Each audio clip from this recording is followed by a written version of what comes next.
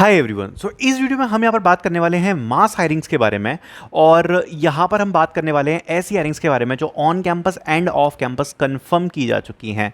और यहाँ पर कुछ चीज़ें आपको बताना चाहूँगा। सबसे पहले देखो, ये बात में कोई दो राय नहीं है कि अगर आप ये बात बोलोगे कि एआई से क्या इफेक्ट पड़ा है, हाँ तो बहुत इफेक्ट पड़ा है। अगर हम ऑन कैंपस के बारे में बात करें तो ऑन कैंपस में भी पड़ा है। अगर ऑफ कैंपस के बारे में पढ़ें तो ऑफ कैंपस में तो बहुत ज़्यादा इफेक्ट पड़ा है एआई की वजह से। एंड काफ़ी सारी कंपनीज ने अपनी हायरिंग्स को टोन डाउन किया है, बहुत सारी हायरिंग्स ने कम आई हैं। बट देखो, मैं आपको एक ही चीज़ बताऊंगा, अपना बस एक ही लक्ष्य है कि अपन को तो जॉब चाहिए, चाहे कैसे भी हो, चाहे एआई कुछ भी कर रहा है या जो भी कर रहा है।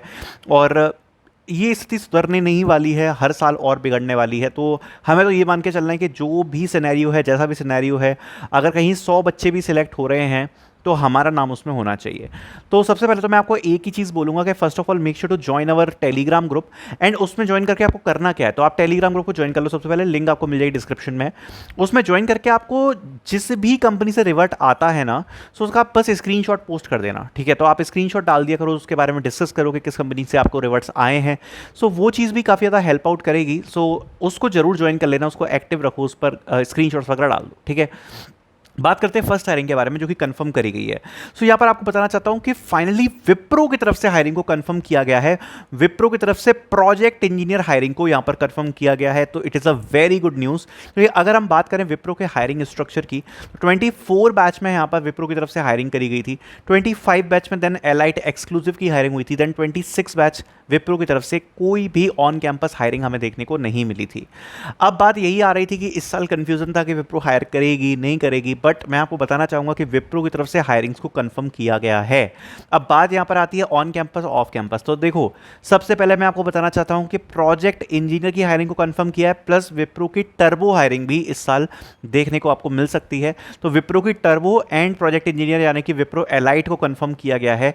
ऑन कैंपस मोस्टली चांसेस हैं कि आपको सितंबर के मंथ के आसपास देखने को मिलेगी। और ऑफ कैंपस का क्या, तो मैं आपको बताना चाहता हूं कि यहां पर विप्रो की तरफ से ऑफ कैंपस में यहां पर हायरिंग आ सकती है, बट थोड़ा लेट आने के चांसेस हैं, यानी कि दिसंबर और जनवरी के आसपास यहां पर आने के चांसेस यहां पर हैं, ठीक है। तो विप्रो की तरफ से हायरिंग्स को कंफर्म कर दिया गया है, बट कैसे कंफर्म किया है मैं आपको बता देता हूं कि विप्रो ने कहा कि भाई देखो, अपन क्या करेंगे, ऑन कैंपस हायरिंग अपन जनरली सितंबर या अक्टूबर के मंथ में निपटा लेंगे।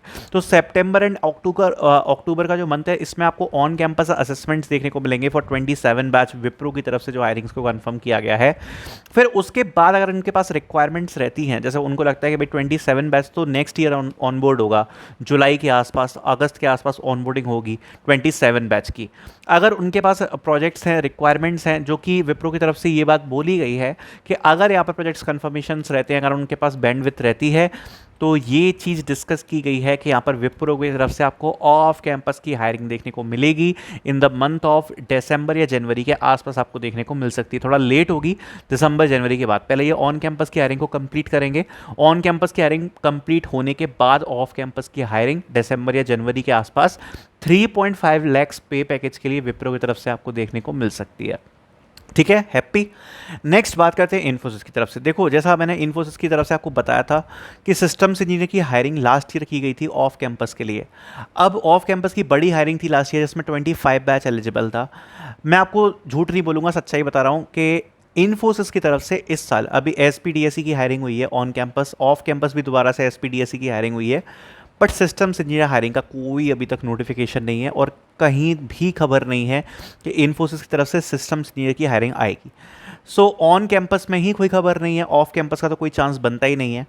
सच्चाई बताऊं तो मुझे ऐसा लग रहा है कि ऑफ कैंपस में इस साल सिस्टम्स इंजीनियर की हायरिंग आना काफ़ी ज़्यादा मुश्किल है। और इन्फोसिस की तरफ से शायद आपको उम्मीद नहीं रखनी चाहिए कि आपको ऑफ कैंपस में सिस्टम्स इंजीनियर की हायरिंग देखने को मिलेगी, बिकॉज अभी तक ऑन कैंपस की हायरिंग को ही कंफर्म नहीं किया है। और ऑन कैंपस की अगर हायरिंग होती भी है तो भी चांसेस कम ही रहेंगे कि ऑफ कैंपस में आपको इन्फोसिस की सिस्टम्स इंजीनियर की जो हायरिंग है वो देखने को मिल जाए। तो इन्फोसिस की तरफ से मैं आपसे कहूँगा कि ज़्यादा आप उम्मीदें मत लगा के रखना, क्योंकि अगर ऑन कैंपस की हायरिंग आती है तो उससे थोड़ा सा आइडिया तब भी लगेगा, बट ऑन कैंपस की हायरिंग का भी अभी तक कोई नोटिफिकेशन नहीं है, कोई कंफर्मेशन नहीं है। सो इन्फोसिस की तरफ से एसपीडीएसई की हायरिंग हुई, दैट्स इट।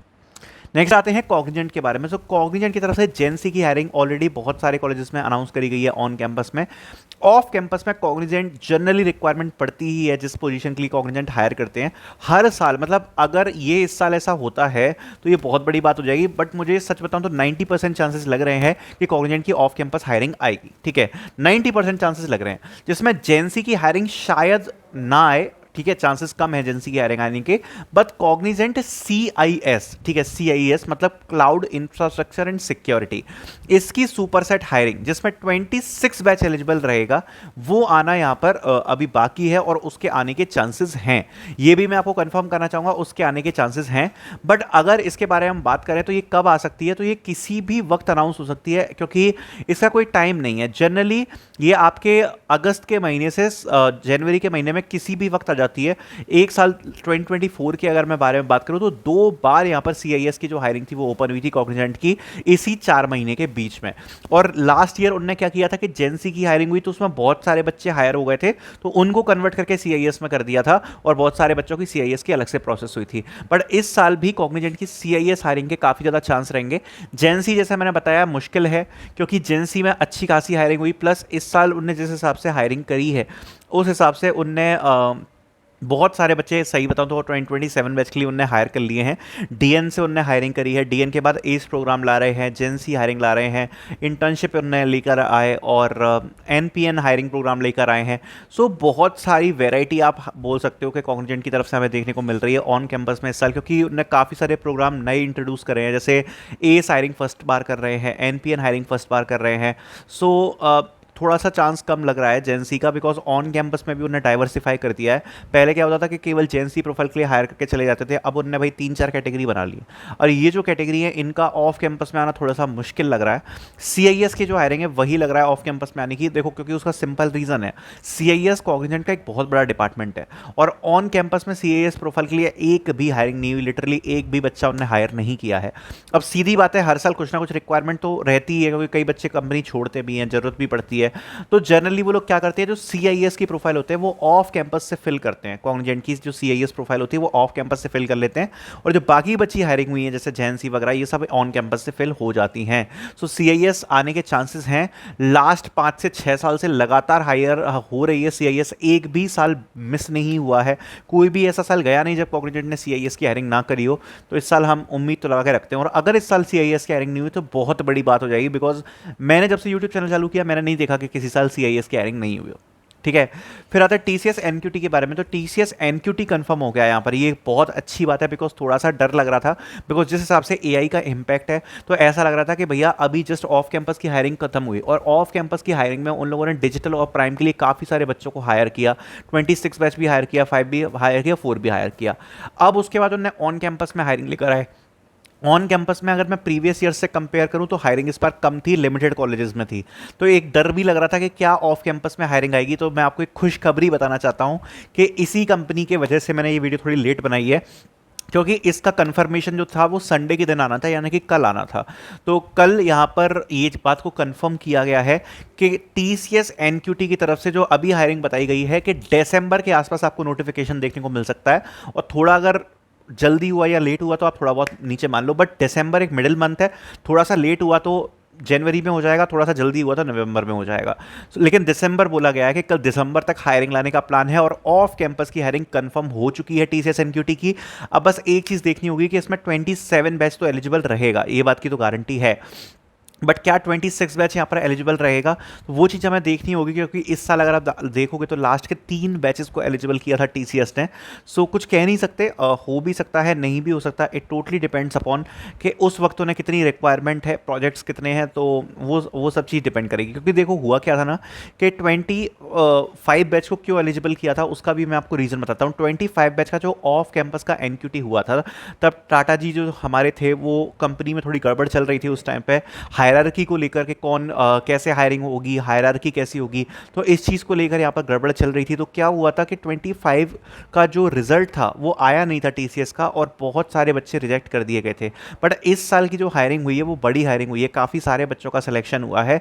तो थोड़ा सा सस्पिशियस रहेगा कि क्या 26 बैच भी एलिजिबल होगा कि नहीं होगा, तो उसमें आपको देखना पड़ेगा। बट ऑफ कैंपस की हायरिंग कंफर्म है, जो हमें देखने को मिल जाएगी, क्योंकि टीसीएस ऑफ कैंपस की हायरिंग को एक साल स्किप कर चुकी है बीच में, इसलिए थोड़ा सा डर भी लग रहा था कि इस साल आएगी कि नहीं आएगी। बट इस साल हायरिंग कंफर्म हो चुकी है टीसीएस एनक्यूटी ऑफ कैंपस। उसके बारे में बात करते हैं। फिर बात करते हैं एक्सेंचर के बारे में। सो एक्सेंचर की हायरिंग जो कि बहुत अनएक्सपेक्टेड है, मुझे लग रहा था कि इस साल शायद एक्सेंचर हायरिंग नहीं करेगी, बिकॉज ऑफ कैंपस की हायरिंग अभी हुई है एंड अभी ऑनबोर्डिंग का सीन चल ही रहा है, अभी सारे बच्चे ऑनबोर्ड भी नहीं हो पाए हैं। बट एक्सेंचर की तरफ से ऑन कैंपस हायरिंग को कंफर्म किया गया है, जो कि नेक्स्ट मंथ सितंबर को नोटिफिकेशन आपका आ जाएगा, या फिर अगस्त एंड में ही आ जाएगा। आपको एक्सेंचर की तरफ से हायरिंग देखने को मिलने वाली है एंड 3 प्रोफाइल्स के लिए हायरिंग को कंफर्म किया गया है, जो कि होने वाली है। सो एक्सेंचर ने भी अपनी हायरिंग कंफर्म करी है, प्लस एक्सेंचर की तरफ से जो ऑफ कैंपस हायरिंग है वो भी आपको दिसंबर जनवरी के आसपास देखने को मिल सकती है, जिस पे अभी थोड़ा सा संशय है। जब भी कंफर्म होगी मैं आपको चैनल पर आकर बता दूंगा। सो अभी ऑन कैंपस की हायरिंग को एक्सेंचर ने कंफर्म कर दिया है फॉर 27 बैच।